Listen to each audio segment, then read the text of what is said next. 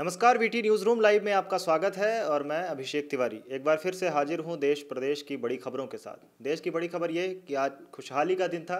Wing commander Abhinandan Varthaman सकुशल भारत लौट आए हैं। लोगों में खुशी है, हर्ष व्याप्त है और जो तनाव था पिछले कुछ दिनों से लेकर भारत और पाकिस्तान के बीच वो अब कुछ कम हुआ है। भारत ने अपनी कूटनीति का लोहा मनवाया, पाकिस्तान एक बार फिर से घुटने टेकने को मजबूर हुआ। ये तो थी देश की बड़ी खबर। अब आते हैं प्रदेश की ओर। प्रदेश के मंत्री इस समय कमलनाथ सरकार की फजीहत करवाने में कोई कमी छोड़ नहीं रहे हैं। लगातार अलग अलग मंत्री अपने बयानों को लेकर सुर्खियों में रहते हैं और सुर्खियां भी ऐसी कि कमलनाथ सरकार के माथे पर सिकन आने लगी है। अब देखना यह है कि लोकसभा चुनाव के समय में इस तरह के बयानबाजियाँ कितना प्रभाव डालती हैं जनता पर। तो हमारे सहयोगी सौरभ हैं और ये लगातार आज इसी विषय पर खोज खंगाल करते रहे। इंटरनेट की दुनिया के बहुत बड़े कीड़े हैं और लगातार इस विषय पर चर्चा करते रहे कि कौन क्या बोला। आरिफ मसूद भोपाल के एक विधायक हैं, भोपाल मध्य के, उन्होंने कुछ विवादित बयान दिया है। उन्होंने कहा कि मैं वंदे मातरम नहीं बोलूँगा। गोविंद सिंह एक मंत्री हैं, उन्होंने कहा है कि ये जो हमला हुआ है ये भाजपा के आतंकवादियों ने करवाया है। तो ये कुछ बहुत बड़े और बहुत शर्मनाक बयान हैं। उनके बारे में पूरी जानकारी सौरभ बताएंगे। सौरभ, सबसे पहले बताइए कि वंदे मातरम को लेकर आरिफ मसूद ने क्या कहा। आरिफ मसूद जो कांग्रेस पार्टी के भोपाल मध्य से विधायक हैं, इस बार चुने गए हैं, उन्होंने आज एक कार्यक्रम में, कल सीहोर में कार्यक्रम के दौरान उन्हें जब कार्यकर्ताओं को संबोधित कर रहे थे वो, तो उस दौरान उसके पहले पूर्व जो विधायक थे उन्होंने वंदे मातरम का नारा लगाया। तो फिर उनको जब संबोधित करने के लिए आमंत्रित किया गया तो जब उन्होंने अपने हाथ में माइक थामा तो उन्होंने कह दिया कि मैं वंदे मातरम नहीं बोलूँगा, क्योंकि ये मेरी बुनियादी लड़ाई है और मैं उसके खिलाफ नहीं जा सकता। शरीयत कोई कानून है उनका, वो बोल रहे हैं कि मैं उसके खिलाफ नहीं जा सकता और मैं वंदे मातरम का गान नहीं करूँगा और मैं वंदे मातरम जिंदाबाद नहीं करूँगा। और ये वंदे मातरम को लेके कांग्रेस पार्टी के तरफ से मतलब उन्हीं के विधायक का एक कोई नया बयान तो नहीं है। इसके पहले जब प्रदेश सरकार ने संभाली थी बागडोर, तो जो पुरानी परंपरा रही थी माह के पहले कार्य दिवस में, हाँ, तो उस पे बैन लगा दिया था। फिर काफ़ी विरोध हुआ था। पूर्व मुख्यमंत्री शिवराज सिंह चौहान सड़क पर आ गए थे और काफ़ी आंदोलन उस समय शुरू हुआ था। चौतरफा घिरने के बाद फिर सरकार ने नए पैमाने पर उसको लागू किया था। लेकिन फिर से अगर ये बयान पार्टी की तरफ से आया, पार्टी के विधायक की तरफ से आया, तो कहीं ना कहीं फिर विपक्ष हावी हुआ है सरकार पर और एक बार फिर विपक्ष ने हंगामा इस बात पे कर दिया है कि ये देश विरोधी मानसिकता को दर्शाता है। एक और जहां इस समय राष्ट्रवाद हावी है, इस तरह के घटनाएं हुई हैं कि लोगों में आजकल राष्ट्र को लेकर कुछ विशेष संवेदनाएं हैं, राष्ट्र को लेकर विशेष तरह से जो भावनाएं हैं वो झलक रही हैं। ऐसे में वंदे मातरम नहीं बोलने का बयान कहीं ना कहीं कांग्रेस सरकार को फजीहत में डाल सकता है। दूसरी जो मंत्री हैं विजय लक्ष्मी साधो, उन्होंने कहा है कि डॉक्टरों को सॉरी को एक्सक्यूज़ नहीं है। उन्होंने डॉक्टर उनसे सॉरी बोले। किसी निरीक्षण के दौरान उन्होंने पूछा था कितनी सारी अव्यवस्थाएं क्यों हैं, तब उन्होंने कहा था ये कोई एक्सक्यूज़ नहीं है। तो उसके बारे में आप क्या बताना चाहते हैं। बिल्कुल, जैसे सरकार बदली है तो मंत्री नई जब जिम्मेदारी मिली है तो एक्शन मोड में है लगातार। कभी कोई मंत्री कहीं निरीक्षण पे पहुंच ही जाते हैं। उसी क्रम में आज विजय लक्ष्मी साधो जो स्वास्थ्य मंत्री प्रदेश की, वो आज ग्वालियर में थी। तो वहाँ डॉक्टरों से अव्यवस्था देखी। वहाँ एक मरीज जो है वेंटिलेटर, मतलब उसको अस्पताल में दाखिल कराने ले जाया जा रहा था, तो वो कोई झुका हुआ पैड था उसके सहारे ले जाया जा रहा था। तो मंत्री देख के ये भड़क गए और उन्होंने पूछा इतनी अव्यवस्था क्यों। तो उन्होंने बोला सॉरी मैडम, मैं आगे से इसका ध्यान रखूँगा। तो उन्होंने उस पर वो नाराज़ हो गई, बिगड़ गई और डॉक्टर को लताड़ लगा दी कस के। बोले कि ये कोई तरीका नहीं होता, किसी भी चीज़ के लिए सॉरी कोई एक्सक्यूज नहीं होती और जल्द से जल्द इस व्यवस्था को सुधार कीजिए, वरना आप सभी लोगों के ऊपर जो भी जिम्मेदार है उसके ऊपर कार्रवाई की जाएगी। तो सरकार जब से बदली तब से एक्शन मोड में तो है ही मंत्री। चलिए, ये तो ठीक है मामला कि सॉरी को एक्सक्यूज़ नहीं है। डॉक्टरों को लेकर जैसा कि उन्होंने बताया कि कोई बड़ी कार्रवाई होगी। इसी बीच एक सभा के दौरान दमोह में शायद डॉक्टरों ने सामूहिक इस्तीफा दे दिया है, तो उसका पूरा क्या मसला है।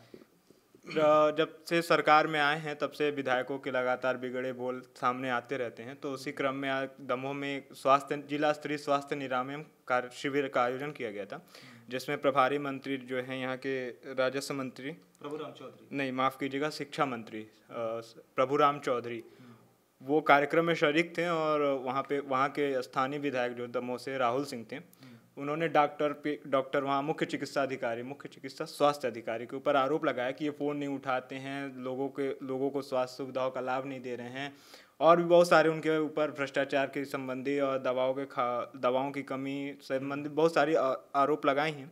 जिसके बाद डॉक्टर ने अपनी सफाई देते हुए कहा कि ये मेरे कार्यकाल में या मैं जहाँ यहाँ कार्य संभाल रहा हूँ, मेरे कार्य क्षेत्र में ऐसा कुछ तो नहीं है। अगर विधायक आरोप लगा रहे हैं तो इसका कोई प्रमाण नहीं है। और उन्होंने तत्काल मंत्री के सामने अपना सामूहिक इस्तीफा दे दिया है अपने पद से।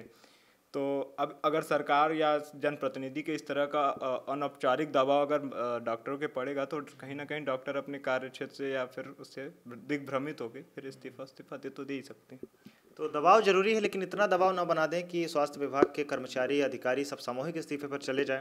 इसी बीच जो सबसे बड़ी खबर जिसका मैंने पहले ही जिक्र किया था, पुलवामा अटैक को लेकर, उस पर एक सरकार के जिम्मेदार मंत्री ने बहुत ही विवादित बयान दे दिया है। अब देखना है कि विपक्ष इस पर क्या कुछ करता है, लेकिन विवादित बयान बहुत ज़्यादा है। जिस तरह से उन्होंने कहा कि भाजपा का आतंकवाद, तो ये बिल्कुल भी सही नहीं है, जायज़ नहीं है और स्वीकार नहीं होगा भाजपा की ओर से। तो पूरा मामला क्या है सौरभ? देखिए, जैसा आप कह रहे हैं तो भाजपा की तरफ से ही नहीं, पूरे देश की तरफ से स्वीकार नहीं किया जा सकता कि आतंकवाद कोई ऐसा चीज हो गया, ऐसी वो घटना है। आतंकवाद एक ऐसी वस्तु हो गई है क्योंकि पूरा देश इस समय एकजुट है। और राजस्व मंत्री हैं गोविंद सिंह, आज जब मीडिया इनसे पुलवामा के बाद जो भी हुआ, भारत पाकिस्तान के बीच जो भी तनाव चला, उस पर वो जब सवाल जवाब कर रहे थे तो उन्होंने बोला कि ये पुलवामा हमला जो है भारतीय जनता पार्टी के आतंकवादियों ने ही करवाया है।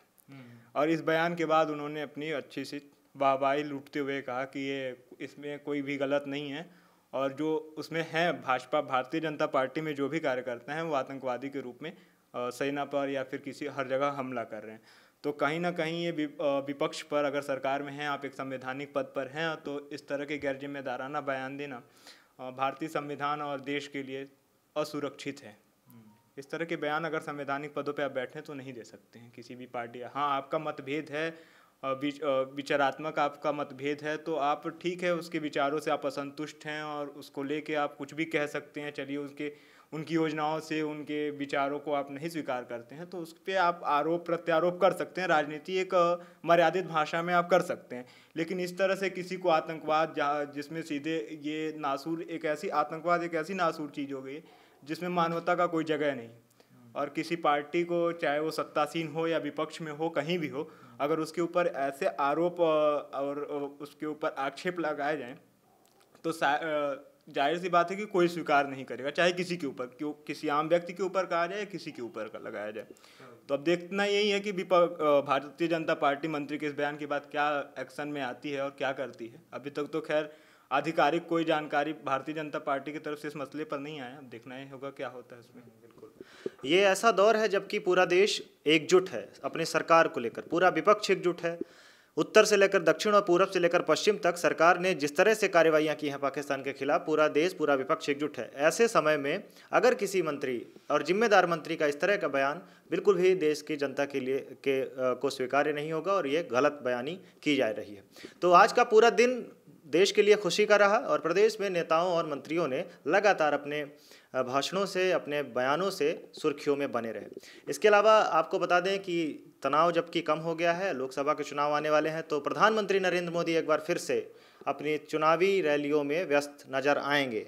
अब उनका मध्य प्रदेश में दौरा होने वाला है और लगातार वो अब अपने कैंपेन में जुट जाएंगे। अब तनाव कम हो गया है, चुनाव की तैयारियां हैं, बीजेपी को एक बार फिर से सत्ता में लाने का उनका प्रयास रहेगा।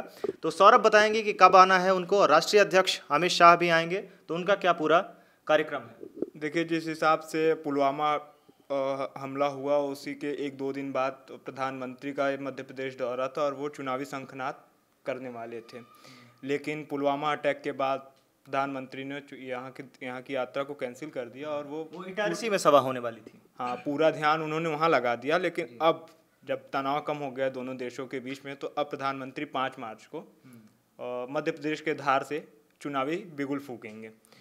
और उससे पहले भारतीय जनता पार्टी के राष्ट्रीय अध्यक्ष अमित शाह वो 2 मार्च को उमरिया जिले से चुनावी शंखनाद करेंगे।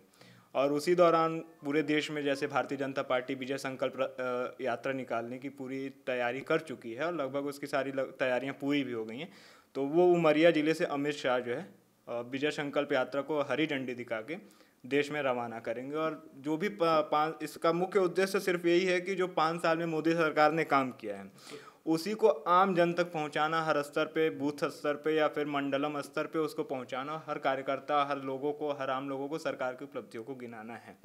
उसके बाद से लगातार फिर प्रधानमंत्री नरेंद्र मोदी की सभाएं नियमित हो गई हैं। उसके बाद से अब सभी राजनीतिक दलों के प्रमुखों का आना जाना अब तो लगा ही रहेगा। लोकसभा चुनाव का बिल्कुल फूकी गया एक तरीके से कह सकते हैं। तो कैडर बेस्ड पार्टी कही जाने वाली भारतीय जनता पार्टी अब पूरी तरह से चुनावी रंग में रख चुकी है। कमल ज्योति अभियान, विजय संकल्प रथ यात्रा के तहत अनेक ऐसे कार्यक्रम चलाए जा रहे हैं। बूथ स्तर को मजबूत करने के लिए उनका सबसे बड़ा कार्यक्रम जो है मेरा बूथ सबसे मजबूत, उसका कल बिगुल फूका गया। तो इस तरह बीजेपी पूरी तरह से लोकसभा चुनाव के लिए तैयार है और वो पूरी तरह से अब चुनावी मैदान में जुट गई है। अब देखना यह है कि लोकसभा चुनावों में जनता किसका साथ देती है। तो इसी तरह की अपडेट्स के लिए बने रहें टाइम्स के साथ। धन्यवाद।